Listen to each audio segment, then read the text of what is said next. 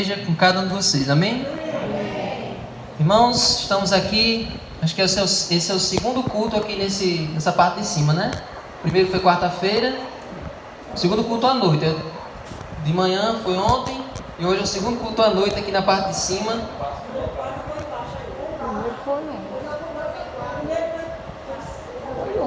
Foi, pronto.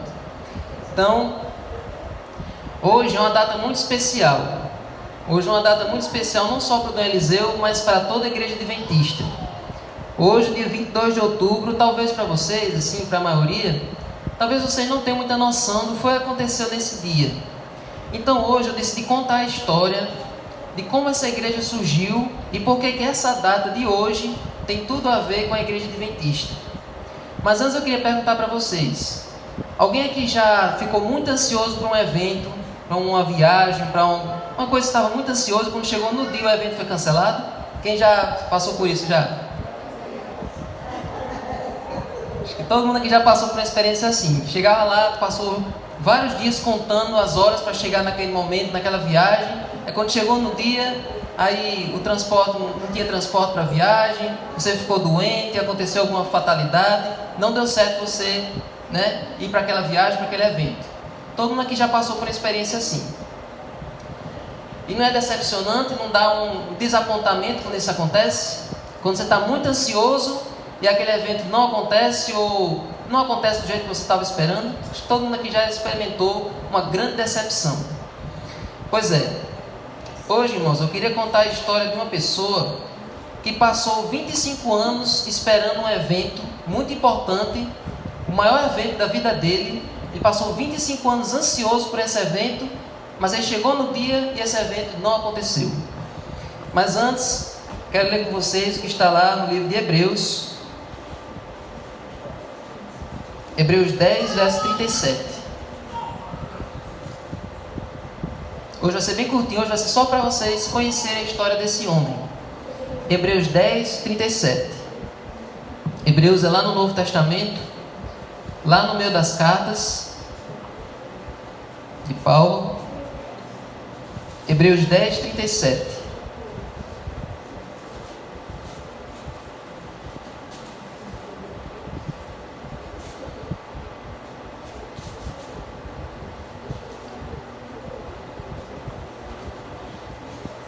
Hebreus capítulo 10, 37.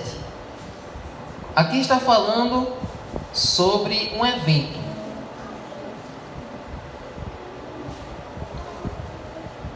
Um evento muito importante, e aqui está dizendo quando é que esse evento vai acontecer. Hebreus 10, 37. Diz assim: porque ainda dentro de pouco tempo aquele que vem virá e não tardará, ou não irá demorar. Esse verso fez esse homem dessa história ficar ansioso 25 anos por esse evento. Esse homem, o nome dele era Guilherme Miller. Quem aqui já ouviu falar nesse homem? Guilherme Miller. Acho que alguns aqui já conhecem já de muito tempo e outros vão conhecer hoje quem é esse homem. Esse homem era um fazendeiro lá nos Estados Unidos. Ele viveu há mais de 200 anos atrás. Ele era um fazendeiro e ele não tinha uma noção certa de quem era Deus. Ele acreditava que Deus havia criado os seres humanos e tinha abandonado, tinha deixado eles para trás. Ele não gostava de quem era crente, ele não gostava dos evangélicos, ele não gostava de estudar a Bíblia. E ele passou muito tempo da vida dele dessa maneira. Ele não queria proximidade com a igreja, não tinha uma visão correta sobre Deus. Só que ele sentia no coração dele que aquilo não preenchia a vida dele, ele sentia um vazio. Aquela visão que ele tinha sobre Deus deixava ele cada dia mais triste. Ele não sentia prazer na vida. Até que ele decidiu dar uma chance a Deus. Ele disse: olha, a partir de hoje eu vou estudar a Bíblia para ver se estudar a Bíblia vale a pena. E ele começou estudando ali as histórias da Bíblia. Aí quando ele conheceu Jesus, aí ele sentiu uma satisfação imensa. Ele disse: olha, Jesus é um amigo para mim, é Ele que dá alegria para a minha vida, é Ele que dá satisfação para os meus dias. Então Guilherme Miller começou a estudar cada vez mais a Bíblia, sozinho, sem a ajuda de ninguém. E aí ele era uma pessoa muito estudiosa, muito inteligente. Ele estudava a Bíblia com uma concordância. Ou seja, quando ele via um verso difícil, ele ia comparar com um verso mais fácil. E aí, quando ele tinha dúvida no assunto, ele ia lá na concordância, tirava as dúvidas dele, e assim ele ia compreendendo a Bíblia passo a passo. E a parte que Guilherme Miller começou a gostar mais na Bíblia era a parte das profecias.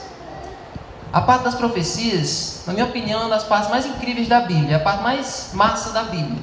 Porque é uma parte que você vê que a Bíblia ela toda se completa, ela não dá ponto sem nó. O que Deus prediz vai acontecer. Isso é uma certeza da Bíblia. E quando o Guilherme Miller foi estudando as profecias, ele foi vendo que realmente tudo o que a Bíblia disse que ia acontecer, aconteceu.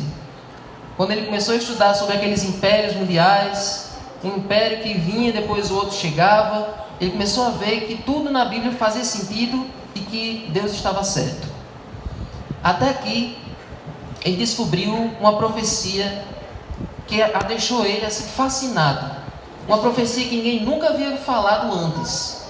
Em todas as igrejas que ele já tinha ido, em todos os evangelhos que ele já tinha conversado, em todo lugar onde ele já tinha estudado a Bíblia, ninguém nunca tinha falado nessa profecia. E ele ficou curioso para saber o que significava essa profecia. E hoje eu quero falar dessa profecia com vocês, só que uma maneira assim bem simples. Vamos lá para o livro de Daniel. Daniel capítulo 8.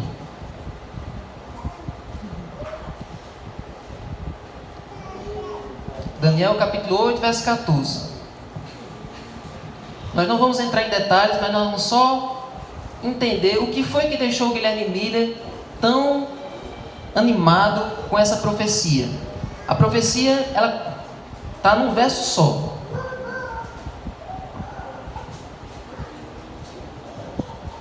Daniel capítulo 8, verso 14.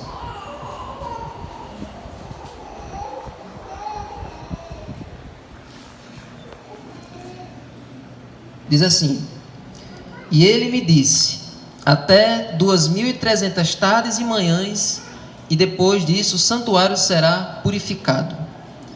Esse verso, acho que a maioria de vocês que leram agora não entenderam o que quer dizer esse verso. Mas vocês não estão sozinhos nisso.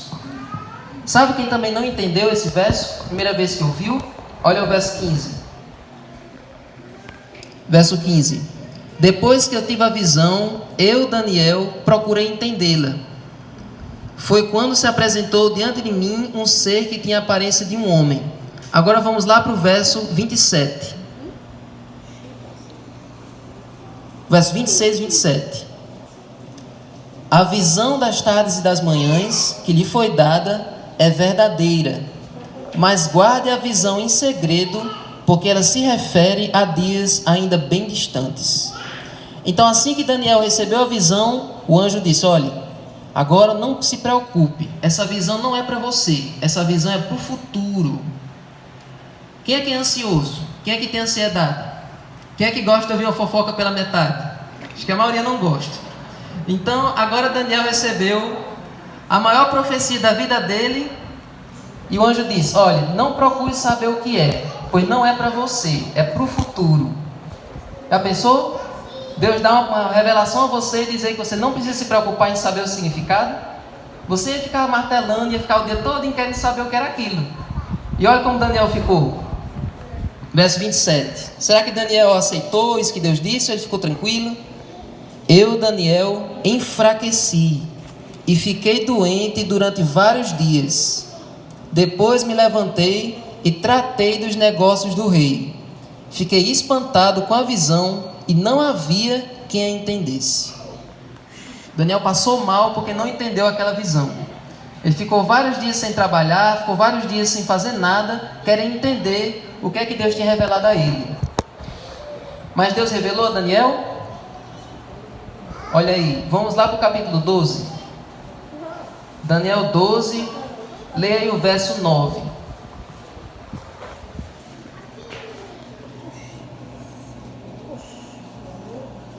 Daniel 12, verso 9. Diz assim, verso 8 e 9. A reação de Daniel é a mesma reação de vocês ao ler esse verso. Olha o verso 8. Eu ouvi, mas não entendi. Então perguntei: meu senhor, qual será o fim destas coisas? Ele respondeu: siga o seu caminho, Daniel, porque estas palavras estão encerradas e seladas até o tempo do fim.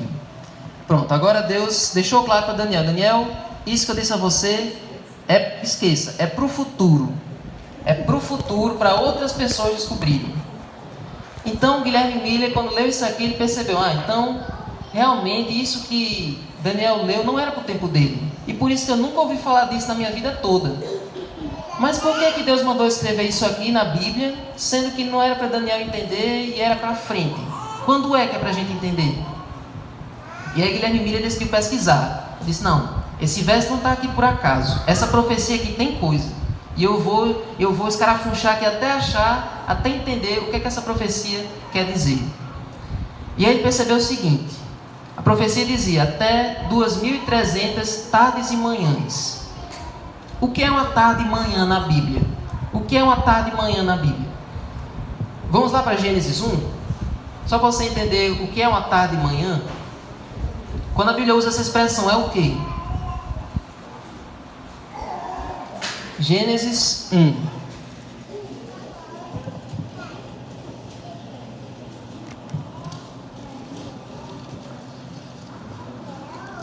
Gênesis 1, verso 4.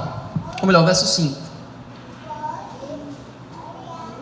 Deus chamou a luz dia e chamou as trevas noite. Houve tarde e manhã o primeiro dia. Então, onde aparece tarde e manhã na Bíblia, quer dizer o quê? Dia. Agora, só para encurtar aqui o assunto. Em profecia, toda vez que aparece o nome dia, quer dizer anos. Porque na Bíblia, na profecia, a profecia é cheia de símbolos. Então a profecia às vezes diz uma coisa que quer dizer outra. Então quando aparece dias, quer dizer anos. Então traduzindo, aquela profecia dizia assim: até 2.300 anos e o santuário será purificado. Então aí Guilherme Miller ficou mais espantado. Olha só, essa profecia é tão curiosa e ela dura tanto tempo assim. O que é que quer dizer essa profecia? Por que ela é tão longa e até quando ela vai? E o que é que vai acontecer quando ela terminar? O que é que isso tem a ver com a minha vida? E aí, vamos descobrir? Olhe lá volte lá para Daniel.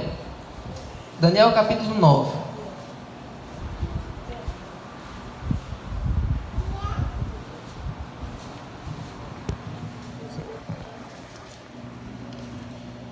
A profecia dizia: até 2.300 anos e o santuário será purificado.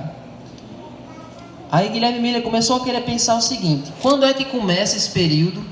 Quando é que ele termina? E o que é isso do santuário ser purificado? Aí agora ele vai tentar entender. Olha aí o capítulo 9. Vamos ler aqui agora o verso 20 em diante. Enquanto eu ainda falava, orava, confessava o meu pecado e o pecado do meu povo de Israel, e lançava minha súplica diante do Senhor, meu Deus, pelo monte santo do meu Deus, sim, enquanto eu assim orava, Gabriel, o homem que eu tinha visto na minha visão anterior, veio rapidamente, voando, e tocou em mim. Era a hora do sacrifício da tarde, 3 horas da tarde. Ele queria instruir-me, falou comigo e disse: Daniel, agora eu vim para dar a você inteligência e discernimento. Quando você começou a fazer as suas súplicas, foi dada uma ordem e eu vim para explicar tudo a você, porque Deus o ama muito. Portanto, preste atenção à mensagem e entenda a visão. Aqui, gente, já dá para a gente tirar uma lição, não dá? Toda vez que você está com dúvida, toda vez que você fica ali martelando, querendo entender alguma coisa que você não está conseguindo compreender na Bíblia, Deus ouve a sua oração e Deus já manda um anjo para explicar a você. Amém? Amém. Deus não deixa você ficar ali atolado na dúvida. Deus manda alguém, Deus manda um vídeo, Deus usa alguma forma para esclarecer a sua mente, para esclarecer a sua dúvida. Então, Daniel estava com dúvida e Guilherme Miller também estava com dúvida. Quando é que aquilo ia começar? E principalmente, quando é que aquilo iria terminar? E o que queria dizer o santuário ser purificado? Vamos ver? O anjo agora vai contar tudo para Daniel. Olha aí o verso 25. Só o começo do verso. Saiba e entenda isto: desde que foi dada a ordem para restaurar e para edificar Jerusalém, até a vinda do ungido, o príncipe, e aí continua, no outro dia nós vamos entrar em detalhes. Então aqui o anjo diz para Daniel: Daniel, os 2.300 anos começam quando for dado o decreto para o povo voltar do cativeiro. Alguém que sabe dessa história? O povo de Israel estava teimando, estava desobedecendo a Deus, e o povo de Israel foi levado para o cativeiro, passaram 70 anos lá, e aí um imperador mandou a ordem para o povo voltar do cativeiro para a terra deles. Então Deus disse a Daniel: Daniel, quando o imperador der a ordem, é pronto, você pode começar a contar 2.300 anos para frente. Porque Daniel estava lá no cativeiro. Daniel estava lá no cativeiro. Então Deus disse: olha, assim que o imperador der a ordem, pronto, aí você começa a contar 2.300 anos para frente, e aí começa a profecia. Ok? E quando foi que o imperador deu essa ordem? 457 a.C. Pronto. Os detalhes dessa visão nós vamos estudar em outro dia. Mas aí Daniel já tinha uma resposta. Aquele período grande lá de 2.300 anos começam no ano 457 a.C. Então Guilherme Miller, depois que leu esse verso, pronto. Aí ele foi para a história, foi pesquisar e começou a fazer as contas. Aí ele somou 457 a.C. mais 2.300 anos dava exatamente 1844 depois de Cristo. Agora, sabe quando foi que Guilherme Miller estava fazendo tudo isso, estudando as profecias? Quando foi que ele chegou à conclusão disso que eu estou falando para vocês? Em 1818. Ele tinha ali mais ou menos uns 43 anos, mais ou menos. Então, no ano de 1818, Guilherme Miller começou a estudar as profecias. E ele descobriu isso, que aquele período de tempo iria terminar no ano de 1844. Aí vocês perguntam, mas o que é que tem de mais nisso? De 1818 até 1844 dá quantos anos, mais ou menos?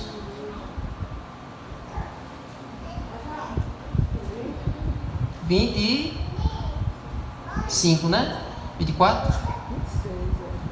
26 anos. Então, daquele dia que Guilherme Miller fez essa descoberta até 1844, faltavam 26 anos. Aí vocês estão perguntando, mas o que é que ia acontecer quando aquele período acabasse? O que é que ia ter de mais? Por que Guilherme Miller ficou tão surpreso com aquilo? Sabe o que era? Eu vou dizer o que era. A visão dizia o quê? Dizia que quando terminasse aquele período, o santuário ia ser purificado, não era? Quem é que lembra do santuário? Quem é que já ouviu falar no santuário da terra? Todo mundo aqui já ouviu falar alguma vez sobre o santuário. O que é que acontecia no santuário todos os dias? Alguém lembra? O sacrifício dos cordeiros. Quando uma pessoa pecava, vocês já estão careca de saber disso. Levava o cordeirinho para o santuário, aí ele confessava ali simbolicamente os pecados para o cordeiro morria no lugar da pessoa, e o que é que fazia com o sangue? Pegava o sangue do cordeiro, jogava nas cortinas do santuário. E o que é que significava isso? Que Deus estava perdoando a pessoa, mas os pecados dela continuavam lá no santuário. Ficava lá o sangue nas cortinas. E isso era todo dia, o ano todo. Então você deve imaginar que o santuário ficava todo sujo de sangue, as cortinas do santuário. E aí o que é que acontecia? Uma vez por ano, o santuário era purificado, ou seja, todas aquelas cortinas eram trocadas, tudo era limpo, tudo era lavado para começar tudo de novo. Nesse dia, Deus perdoava os pecados e apagava, cancelava, ele zerava e perdoava geral ali os pecados do povo todo. Isso acontecia uma vez por ano no santuário que tinha na terra. Só que no tempo de Guilherme Miller, o santuário não existia mais. Aí você pensa assim, aí por que a profecia diz que no final daqueles 2.300 anos o santuário ia ser purificado? Aí o que foi que Guilherme Miller pensou? Ele pensou uma coisa errada, uma coisa que era um pensamento da época. Ele pensou assim, esse santuário não é aquele que Moisés fez. Esse santuário deve ser o planeta Terra. E quando é que o planeta Terra vai ser purificado? Quando Jesus voltar. E quando Jesus voltar, ele vai destruir a terra com fogo. Então isso só pode significar uma coisa: daqui a 26 anos Jesus vai voltar. Agora imagine, você aqui em 2023 saber que daqui a 26 anos Jesus vai voltar. O que é que você ia mudar na sua vida sabendo que Jesus ia voltar em 26 anos? O que é que você ia mudar na sua vida? Qual seria a sua reação assim que você descobrisse isso? Você morreu em 26 anos.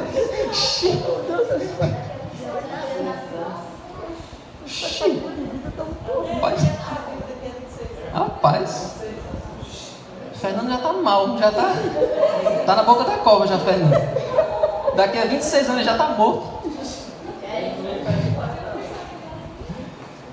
E aí, qual seria a sua reação? Você ia ficar triste, nem Fernando? Ou você ia ficar feliz? Você ia ficar ali ansioso? Eu acho que Guilherme Emília, ele ficou arrepiado. Ele ficou se estremecendo de alegria. Eita, Jesus vai voltar daqui a 26 anos. O que é que você ia fazer? Você ia contar para alguém? Depois você descobrisse isso? Quem ia contar para alguma pessoa? Para um ente querido? Para um amigo? Quem é que ia contar? Acho que todo mundo ia contar, né? O quê? Ia contar para Francisco Alcino do Pinho todinho. Então, olha, a sua primeira reação seria contar para todo mundo. Mas sabe qual foi a reação de Guilherme Miller? Ele ficou com vergonha. Ele disse: eu não vou contar para ninguém. Acho que ninguém vai acreditar em mim. Eu não vou contar para ninguém, porque pode ser que alguém diga que eu estou errado, pode ser que alguém vá falar comigo e eu não saiba como me expressar.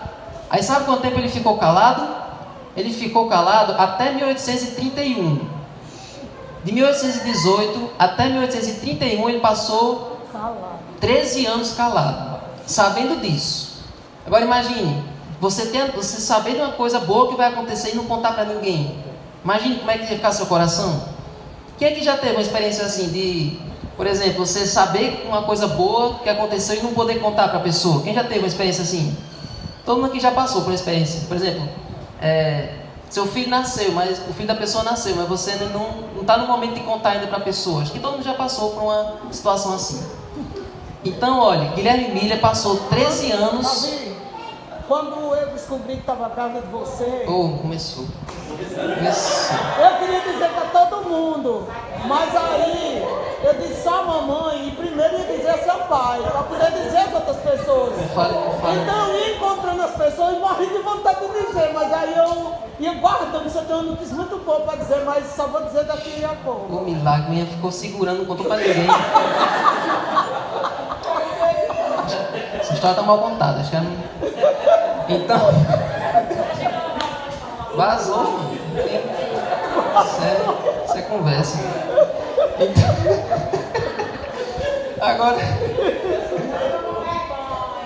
Agora... Eu? Agora... Vamos voltar para a Guilherme que é bom, né? Aí já pensou você passar 13 anos sem poder contar para ninguém? Quer dizer, ele podia, mas não quis contar para ninguém. Ele ficou, com vergonha.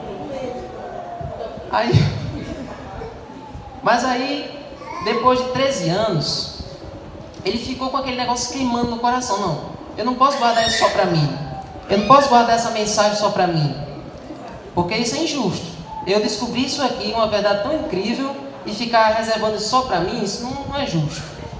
E aí ele começou a contar, começou a espalhar para um para outro. Olha, eu descobri isso aqui, eu fui estudando, fiz os cálculos, e eu descobri que Jesus vai voltar em 1944. Aí a pessoa, o quê? Jesus vai voltar em 1944? Aí começou a contar para um e para outro, até que Guilherme não tinha mais sossego.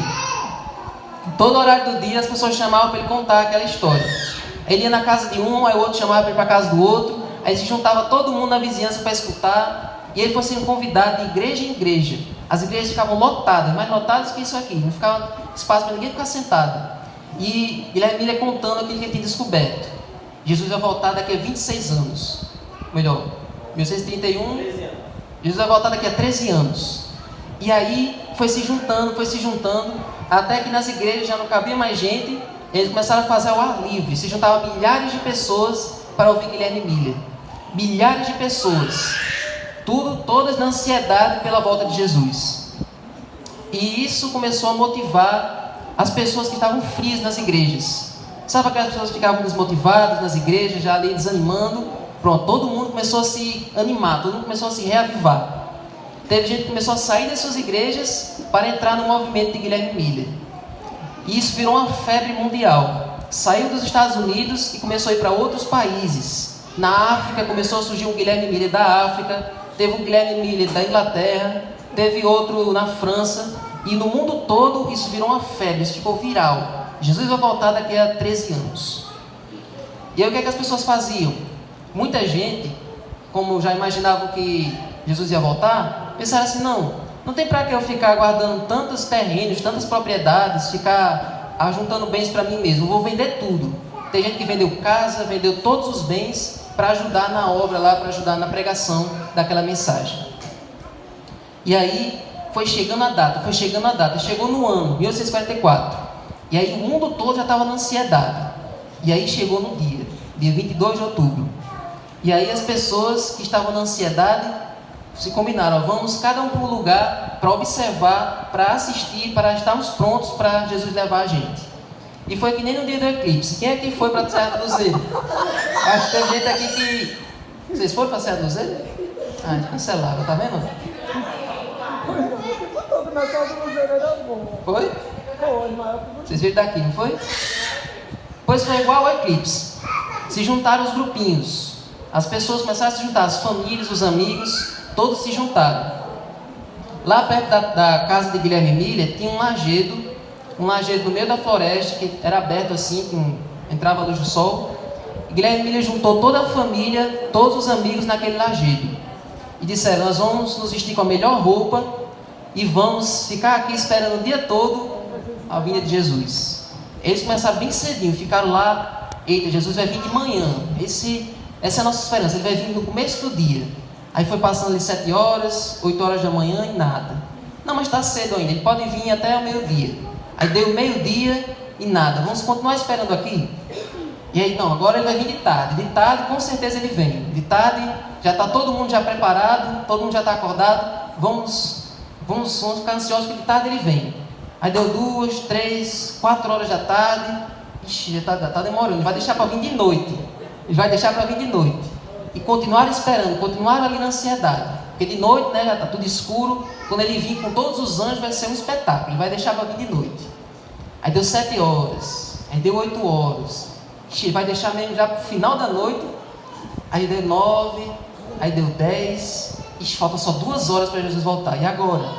Aí falta 1. Aí deu 11 horas.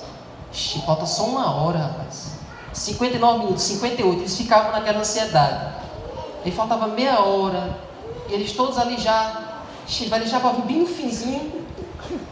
Aí faltava 10 minutos. Aí já estavam no final. Já estavam assim, já... Ele vai deixar para vir no último segundo. Ele deu 10, 9, 8, 7, 6, 5, 4, 3, 2, 1. E nada. Quando deu meia-noite e 1, vocês devem imaginar a coisa mais... A maior tristeza... Qual foi a maior tristeza que você já sentiu na vida? Acho que alguém aqui já sentiu... Acho que a maior tristeza que todo mundo aqui já sentiu foi uma perda de um ente querido, né? Pois é, a tristeza que eles sentiram de meia-noite e 1 foi a maior tristeza que eles já sentiram na vida deles. Foi maior do que se eles tivessem perdido um ente querido. Quando deu meia-noite e 1, eles continuavam olhando para cima e nada. Amanheceu o dia. E amanheceu o dia e nada. Aquilo ali deixou eles totalmente desolados. Deixou eles totalmente acabados, desapontados. Agora nós vamos ter que voltar para nossa casa, voltar para o nosso trabalho, voltar para a nossa rotina, para escutar o povo zombando da gente, mangando de nós. Imagine as pessoas que venderam as casas, venderam as propriedades. Para onde é que elas iam voltar agora? Estavam agora todas ali, à sua própria sorte, sem ter para onde ir, sem ter perspectiva nenhuma. E o que foi que aconteceu nos dias seguintes? A maioria das pessoas voltaram para suas igrejas. Muita gente voltou para a sua rotina de antes. Mas a maior parte das pessoas deixou a fé. Muita gente deixou de acreditar em Deus. Deixou de acreditar em Jesus. Disse, não, a Bíblia é só uma fábula. Isso aí que a gente estudou até agora não serviu de nada. Deixaram de acreditar em Jesus. E muitos ficaram assim, como aquelas pessoas sem propriedades. Ficaram totalmente ali abandonadas. O governo teve que assistir elas com programas para elas terem onde ficar, porque elas venderam tudo, elas perderam tudo. Mas você pensa, por que as profecias pareciam que estavam tudo se encaixando, mas quando chegou o dia parece que não aconteceu nada? O que estava errado ali? Se os cálculos estavam certos, por que Jesus não voltou? E aí é que está. Teve um grupo de pessoas que decidiu ir atrás, decidiu pesquisar, investigar o que foi que tinha acontecido. Disseram, não tem condição, a gente estava tudo bem certinho, os cálculos estavam tudo se encaixando, era hoje que ele ia voltar, por que ele não voltou? Aí foram investigar. Os cálculos estavam certos, mas o evento estava errado. Esse grupo era um grupo de jovens. Era um grupo de jovens. Não era um grupo de idosos, nem era de crianças, era um grupo de jovens. Eles disseram, vamos estudar. E eles foram e descobriram qual tinha sido o erro. O erro foi justamente aquela coisa que eu disse para vocês. Guilherme Miller tinha errado qual era o santuário. Como assim? Vamos lá para Hebreus? Hebreus capítulo 8, verso 1 e 2.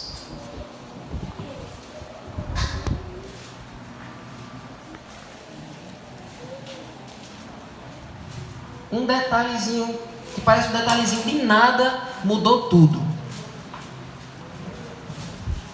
A data estava certa, mas o evento estava errado. Eles estavam esperando a coisa errada. Mas vocês perguntam, mas por que Deus deixou isso acontecer? Por que Deus deixou eles criarem expectativa, aparentemente à toa? Por que Deus deixou eles se decepcionarem daquele jeito? Será que Deus é mau? Será que Deus gosta de ver a gente sendo besta? Por que Deus deixou aquilo acontecer? Aquele desapontamento, aquela decepção no dia 23, foi um teste de Deus. Era para mostrar, para demonstrar quem era que estava realmente interessado, quem é que estava realmente engajado no estudo da Bíblia, na palavra. Teve pessoas que esperaram a volta de Jesus apenas por medo, apenas porque eu tenho medo de ser condenado no dia que Jesus voltar, então eu vou entrar nesse movimento e vou esperar. Então aquele desapontamento foi para separar quem era de verdade e quem não era, porque os de verdade eles foram atrás para descobrir o que é que tinha acontecido. Por que não aconteceu o que eles estavam esperando? Vamos entender? Hebreus capítulo 8, verso 1 e 2. Diz assim: ora, o essencial das coisas que estamos dizendo é que temos tal sumo sacerdote que se assentou à direita do trono da majestade nos céus, como ministro do santuário e do verdadeiro tabernáculo que o Senhor erigiu e não o homem. Olha aí. Então o verso diz o seguinte: que Jesus, ele está no santuário do céu.